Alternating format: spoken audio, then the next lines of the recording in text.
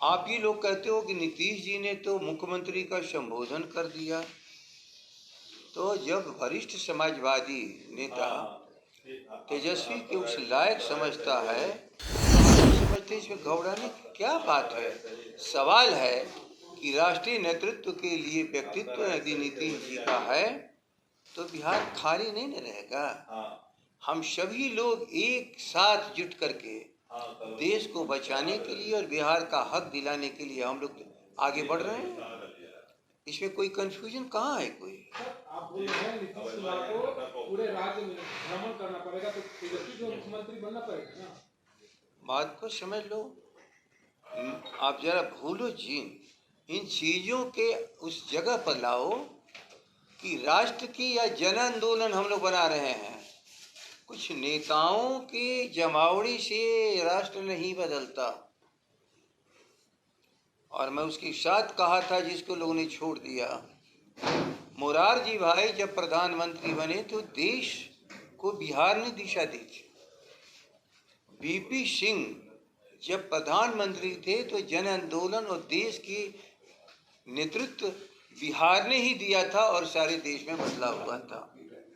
तो बदलाव जनता के बीच से निकलेगी, जनता के बीच में हम सबको जाना ही पड़ेगा, क्योंकि आज के दिन लोग कहते हैं कि ये टुकड़े टुकड़े में बटे हुए लोगों का क्या होगा।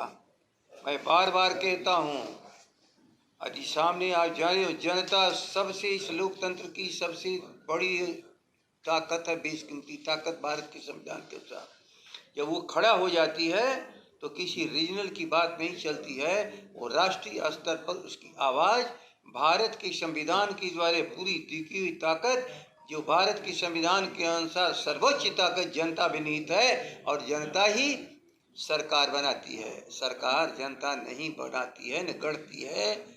हाँ, वह एक प्रशासनिक व्यवस्था चलाती है, लेकिन संविधान चलाने की जिम्मेवारी जनता उसी ही देखती है जिसको सक्षम मानती है।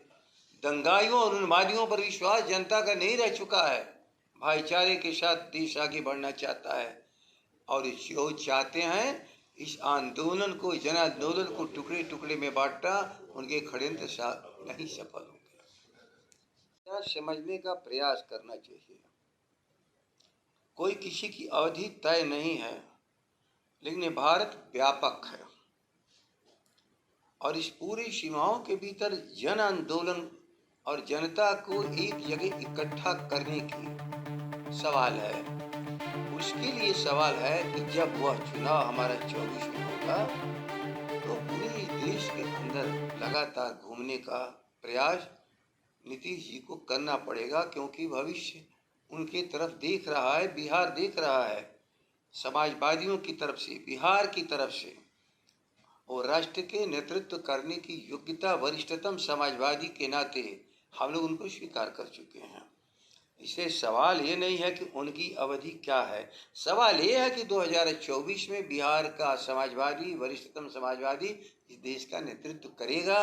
ये प्रश्न को तोड़ मरोड़ कर लोग खड़ा कर रहे हैं।